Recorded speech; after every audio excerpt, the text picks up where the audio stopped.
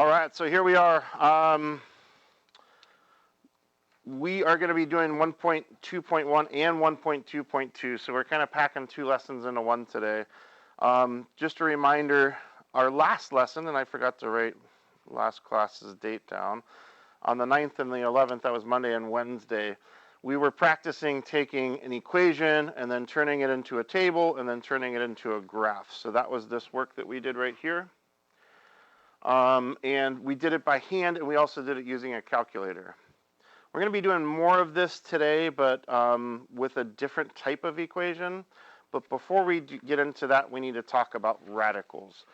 You will need a calculator today, so if you don't have yours out, go ahead and get it out. If you don't have one yet, they are over in that gray box on the counter. Everybody needs to have a calculator today. There's going to be some answers that are going to be decimal answers that you'll definitely want the calculator for.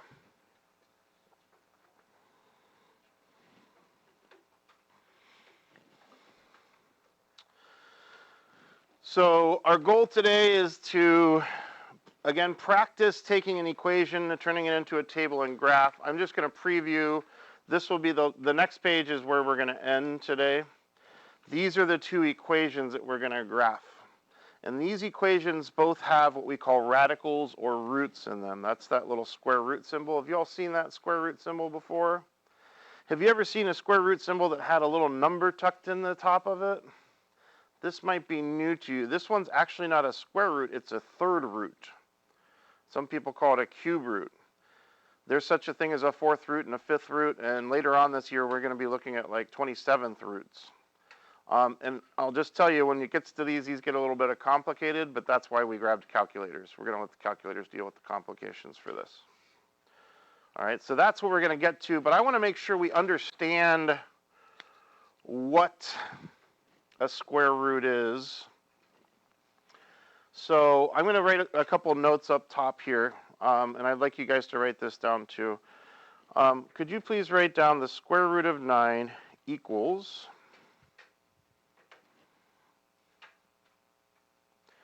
and does anybody know what the square root of 9 is? What is it? It is 3. It is 3. Because, anybody tell me why the square root of 9 is 3? Do you know why? Because 3 times 3 is 9. The square root of 9 is 3 because if I take 2 copies of 3 and multiply them together, we get 9. All right.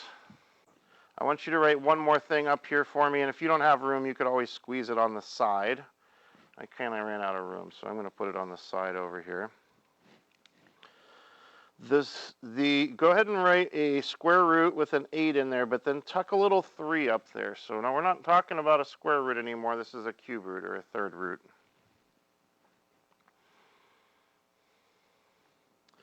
And I'm going to give you some blanks to fill in. Equals blank because, now when we're doing a square root, we're looking for a number that multiplies by itself 2 times to equal the number. A cube root or a third root, we need to find a number that can multiply by itself 3 times to equal that number.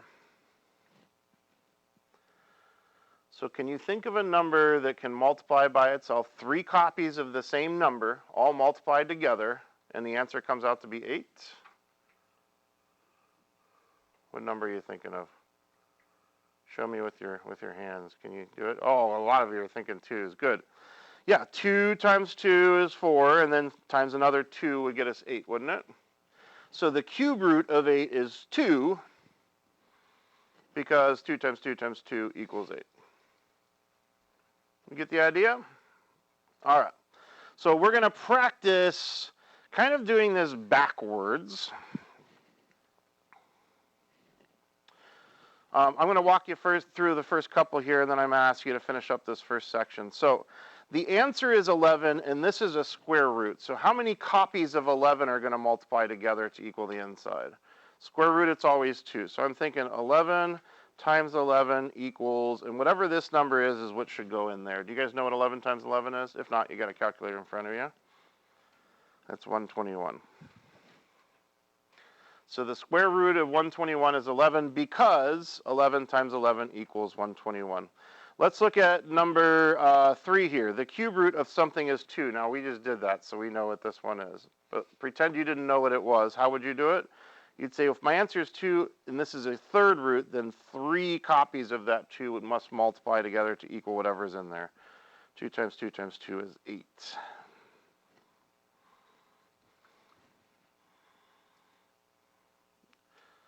All right, so I would love for you guys to see if you can finish up the rest of them from 1 to 12.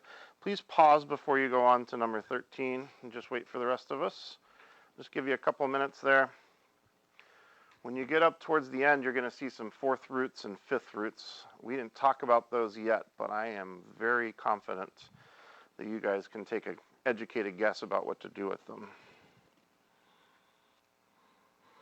Why do we think number 10 is a mistake? I told you I had one mistake. What do you think? I love it. I love it. What a great explanation. So, did you guys hear? He said, because -3 times -3 does not equal this. So you used the definition that we talked about for square roots to give your explanation. And that is a wonderful, that's exactly how we do things in math. Okay, why does this not work? If I check this, then -3 times -3 should be equal to what's inside here. But is -3 times -3 equal to -9? No. Is there any, well, then what should it be in here? +9? But here's the thing, a square root's always going to give a positive answer. So actually, we're going to say this one's not possible. You can never get a negative answer out of a square root. So this is just not possible. You had a question? Go ahead.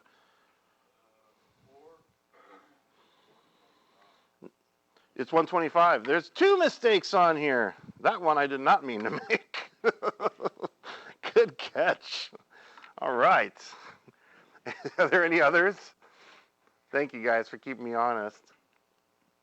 Oh, you're going to see me make hundreds of mistakes in here. Some of them will be on purpose, but I'll be honest, that one wasn't. That was just me going too fast.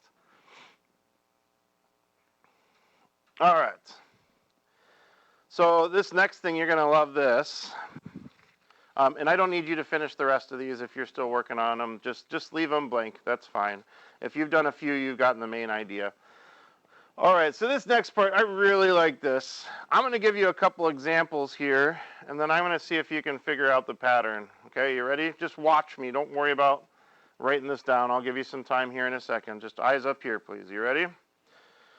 The square root of 13 squared is 13.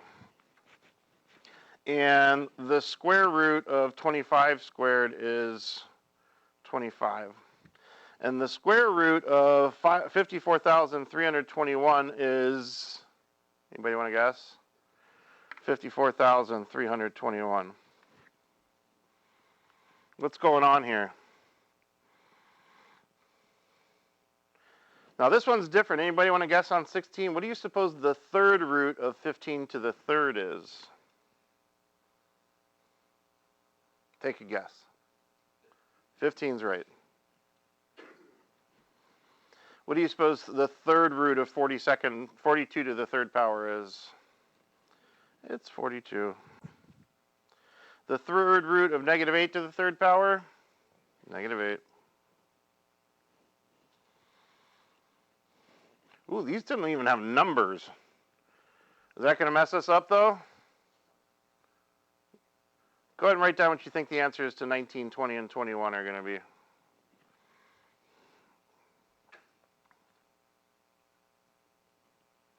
This is a little mathematical shortcut, and it's an important one that we're going to be using later on in the year. Does anybody want to try and describe what's going on here?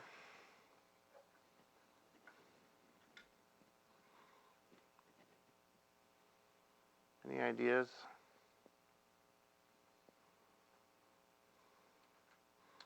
Let me give you a little hint, and you don't need to write this down, but I'm going to do this off to the side. If I asked you to solve the equation 2x equals 11.3, what would you do to solve that equation? How would you make this x? How would you get that by itself? You would divide by 2 on both sides, right? And you would cross them out. Now, why did you choose to divide by 2? Because multiplying by 2 and dividing by 2 are inverses of one another. They're opposites. They do the exact opposite thing, so they cancel each other out. The same thing happens with roots or radicals and exponents. A radical and an exponent will cancel each other out. They're inverses of one another. So later on in the year when we solve equations, we're actually going to be getting rid of exponents by using these roots.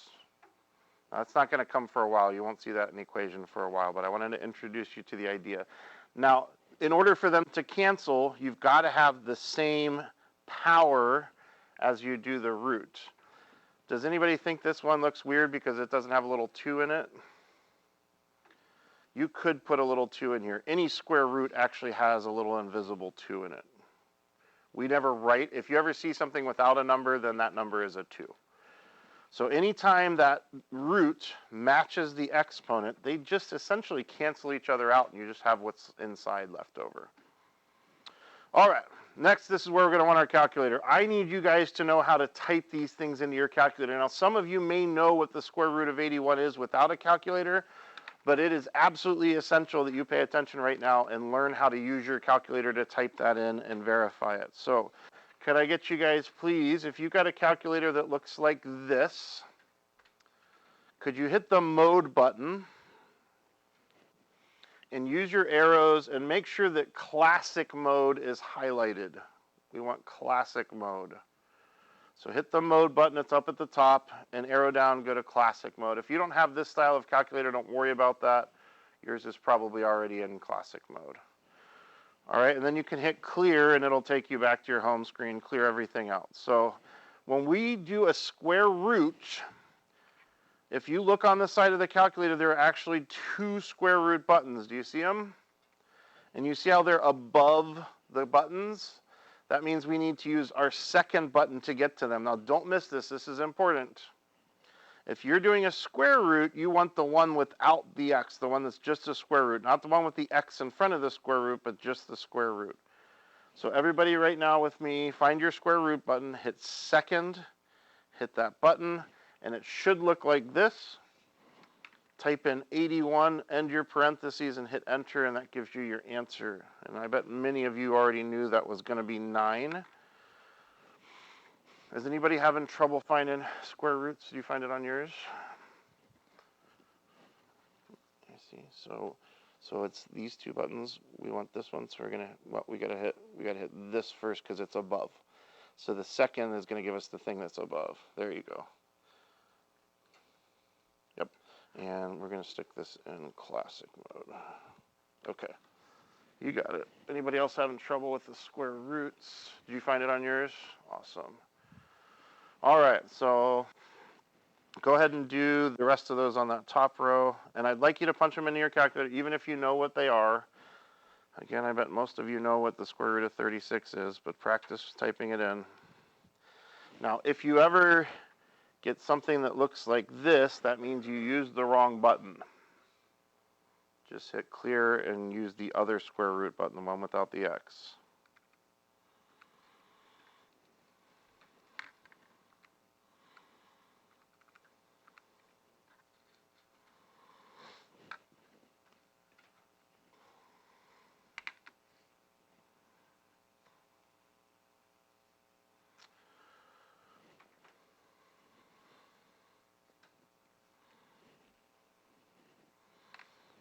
All right, anybody having any issues? We all good? Did you figure out how to do square roots on yours? Awesome, good. All right, now I need to show you how to do third roots, okay? So pay attention because this is slightly different. If you have a number here and you're doing a root, you need to type that number in first. So type in the number 3. And this is where we're going to use the one with the little x in front of the radical. So hit second and hit the other square root button, the one with the little x next to it. and then put your 8 after it.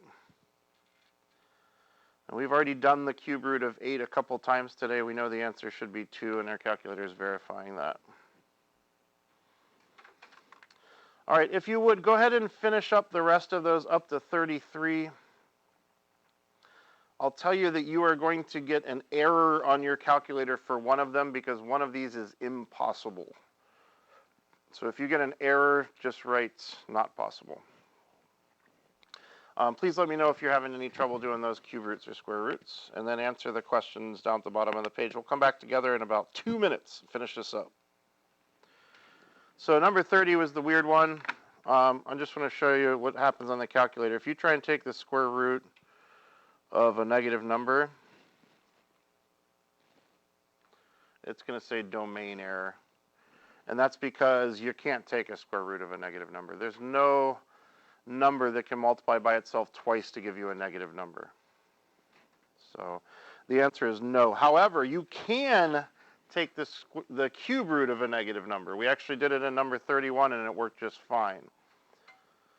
So yes, you can. And this should be a negative 8, I believe. Sorry about that. All right, flip over on the back. Even if you don't have those done, that's fine. If you feel confident that you can type into a calculator a square root or a cube root, then you should be good to go. On the back, we're going to practice making some graphs. This is going to go kind of quick, folks. We'll be using our calculators to do this. Now, we're going to turn this equation into a table, and we'll turn that table into a graph just like we've done before. Okay? So here we go. We're going to start. Now, notice this time around, I did not give you any x values. No x values here. So what we're going to do is we're going to make up our own x values. I am going to make sure that I include 0 because 0 is a very important number. I'm going to go ahead and put it right in the middle. And I'm going to put some positive x values over here and some negative x values over here. So what x values should we pick for our positive numbers? Keep in mind we will be taking the square root of them. It might be nice to pick things that we can take the square root of easily. What's a number that we can take a square root of pretty easily? What'd you say? 4 is a good one. There's actually one that's a little bit smaller than that. 2, what's the square root of 2 is going to be a decimal. We could do it, but we'd need a calculator for that. I'm going to try and avoid using my calculator actually for right now. How about the square root of 1? You guys know what the square root of 1 is? Square root of 1 is 1. I just plugged 1 into my square root and I got a 1. All right, you chose 4 because why? When I put a 4 in place of this x, what's the square root of 4? What is the square root of 4? 2? Okay, cool. What's another nice number to take a square root of? 8. The square root of 8. I'm pretty sure that'd be a decimal, which we could do. You're more than welcome to do that. I'm trying to avoid decimals on mine. What's 16 would be another one. There's one that's bigger than 4 and less than 16. 9. We can take the square root of 9 pretty easily because 9 is 3 times 3. And then 16 I like because 16 is 4 times 4. We didn't fill in, but do you guys know what the square root of 0 is? 0. Yeah, it is. Guess what? 0 times 0 is 0. And then we will usually go and do some negative numbers, but what's going to happen when I start doing negative numbers? Can we take a square root of negative numbers? No. So I'm not going to bother with the rest of those. So let's graph what we got here. 0, 0. 1, 1. X is 4, y is 2. So I need to go 4 on the x and 2 on the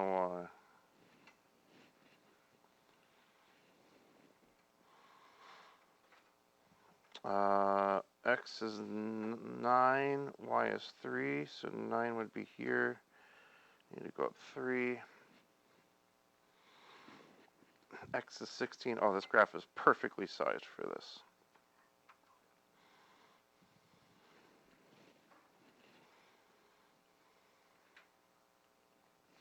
Once you've got those points plotted, go ahead and connect them with a nice smooth line. smooth curve, I should say. I just spoiled my next question.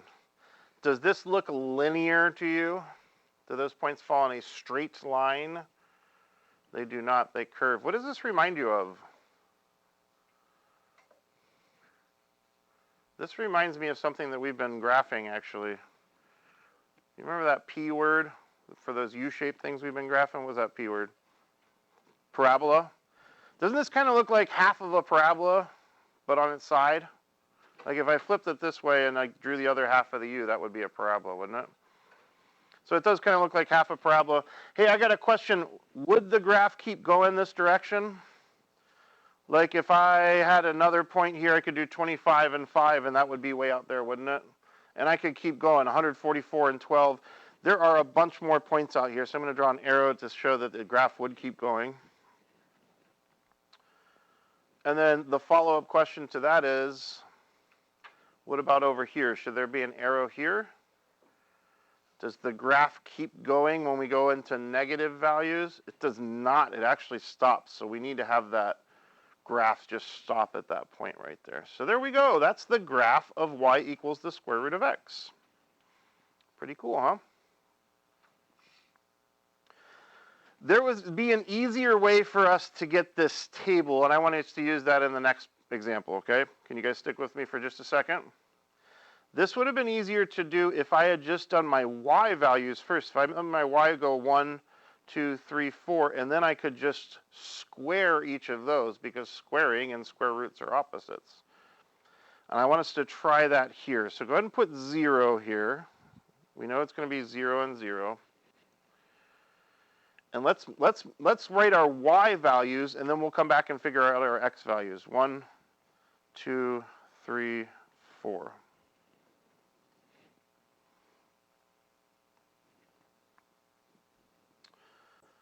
This is kind of like what we just did in here. We knew what the answer was going to be. We had to figure out what the input was. So I know that my answer is going to be 1. What do I need to put inside of a cube root to get an answer of 1? 1, because 1 times 1 times 1 equals 1. What do we take the cube root of to get 2? Whatever it is, it should be whatever 2 times 2 times 2 is, and we've seen that a couple times today. It is 8. What do we take the cube root of to get 3? Well, it'll be whatever 3 times 3 times 3 is, 27. If you said 9, you were thinking plus. We've got to do times. And then 4 times 4 times 4 is 64. Now this one, because it's cube root, we can do negative numbers. And spoiler alert, it's going to be these same x values, but they're all going to be negatives.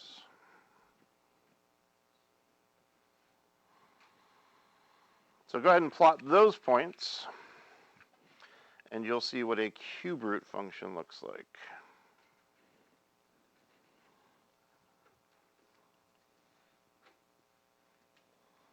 And you're not going to be able to graph all of them because the graph doesn't go over to 64.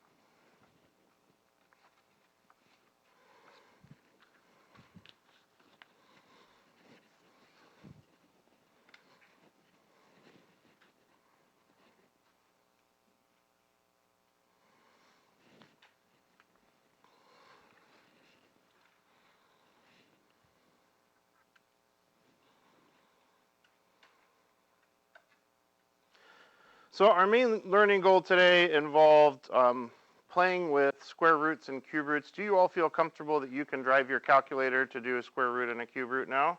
Do you know which buttons to push to do each of those? Do you feel like you understand what a square root is? If I asked you, why is the square root of 16 4? Why is that? You would say, because 4 times 4 equals 16. You guys comfortable with that?